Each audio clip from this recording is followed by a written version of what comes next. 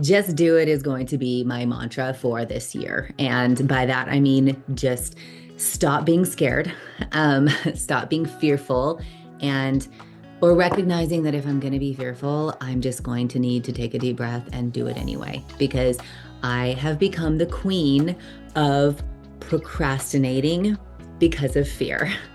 And I think that a lot of times it's very easy to have all the excuses and all the walls in front of us holding us back. And I think that now is the time to just not be afraid. So I am going to make this channel for a couple of different reasons. And this, by the way, is probably my third or fourth attempt at wanting and choosing to take a couple steps forward in making a YouTube channel for various reasons. But I've always had something that stopped me. And I think that this year I've decided to just take a breath and just do it. And after many, many months of watching so many amazing YouTubers talk about how to do this and the steps to take and all of those things, at the end of the day, I think that for this or almost anything in life, we either do it or we don't. And for me, there's a lot of reasons why I feel like I need to do it. And so I think for me, there's really three things that I'm hoping to accomplish in this. And if you want to come along for the journey and you know, we become friends along the way, I would love that. But the three things that I'm hoping to do in this process, at least to get things going for myself, would be to, number one, get the words out, which will make a lot more sense in a minute, but get the actual words out, speak. That's the first thing. The second thing for me would be to write the words down, because I have journal after journal and poetry books and writings that I've started that I just get fearful and I stop. And so get the words out and get the words written down. Those are two big things. And then the last thing is to keep track and share what works and what doesn't work for me. And I think that I've spent the last, 5 or 6 years dealing with how to overcome trauma and trauma responses and all of these things that has in some ways paralyzed me. And in other ways, I feel like I've become very comfortable being held back by them.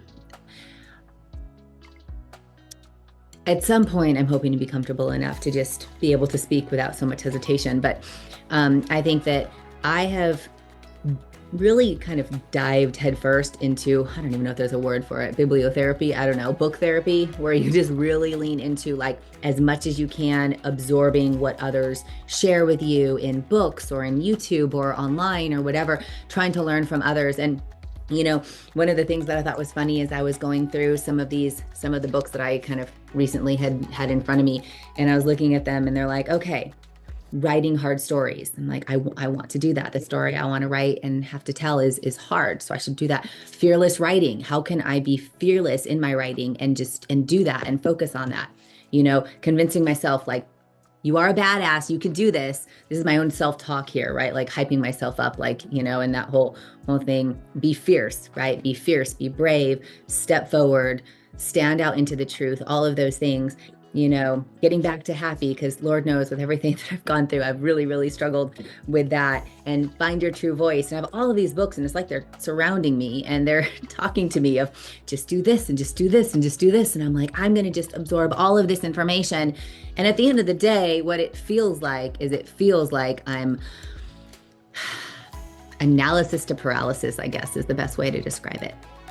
And I think I need to realize that I need some accountability to myself and to the people that I feel I can help with my message and my story and the information that I learned over the last few years, that I don't know where I would have found all of it.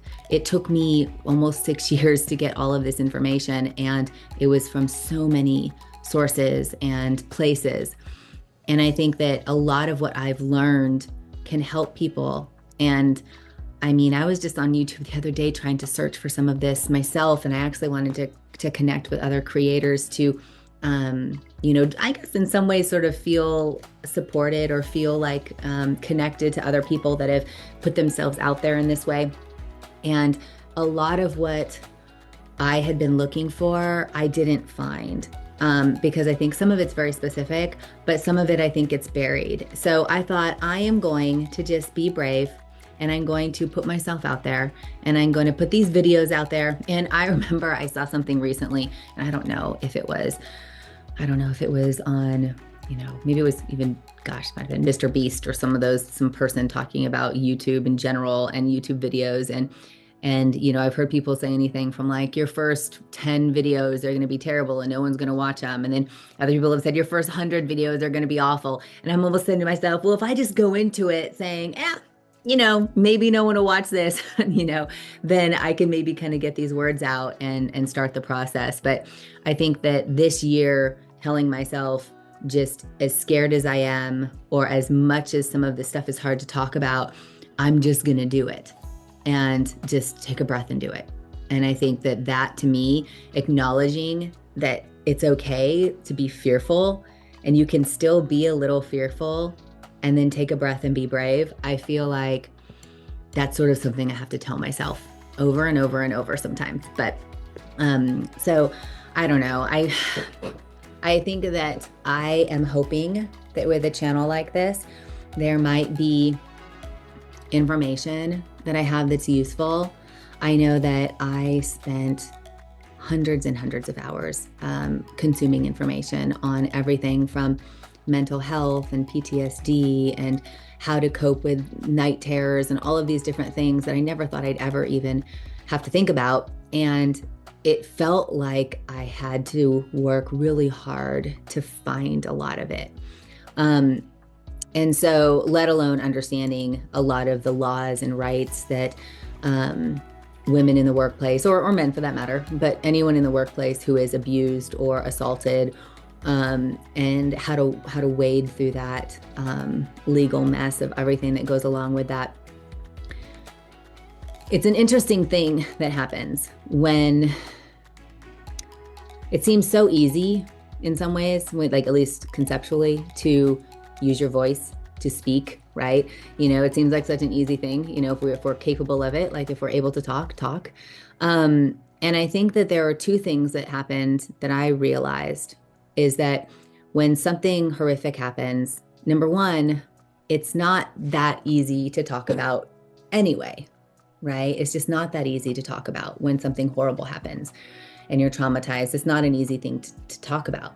But number two, while you're going through that and you're in a position where you're trying to figure out how to talk about something so awful, if on top of that, you're also silenced by silencing mechanisms in the workplace or legal clauses in your employment contract or whatever the case is, now, even if you feel like you want to speak or you want to explain what happened or hold somebody accountable or whatever the case is, if now all of a sudden you cannot speak, all of a sudden you are actually silenced, legally silenced for years, and you fight against that and you fight against that and you try to move forward, and then you finally get into a courtroom.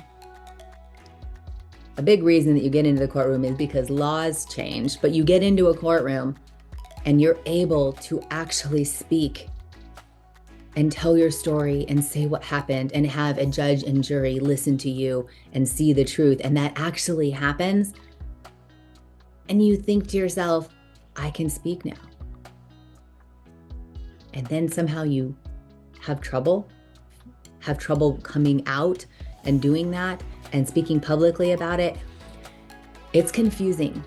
And I think that I spent so many years fighting to be able to have my voice and fighting to be able to get in a courtroom that it was kind of shocking to me after all of that fight, the feeling that I had afterwards where I felt like this weight had been lifted, like I could breathe.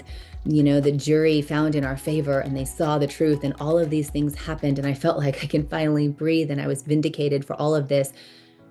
And then I thought to myself, I can share this now. I can legally talk about what happened. These things are public record now. It's Googleable, all of that stuff. It was hard. It was hard after so many years of not being allowed to talk about it. It was like my brain was used to not being able to discuss it. And that's one of the problems that happens when someone is silenced, is when they are forced silent, especially for as many years as I was, when they are forced into silence where they cannot say their side of what happened. They cannot defend themselves. They cannot explain. They cannot hold someone accountable. After that many years of that, it's like you lost your voice and it's coming back all scratchy and you're trying to find it and it hurts. And I tell my husband from time to time that there's so many parts of me and so many parts of my life now that I feel almost this complete dichotomy, where I feel on the one hand, I am free to speak now. I want to help so many women and let them understand their rights and advocate for them and be in their corner and let them find these resources and all of these things. I feel that so much. But on the other hand, there's so much a part of me that absolutely hates talking about what happened.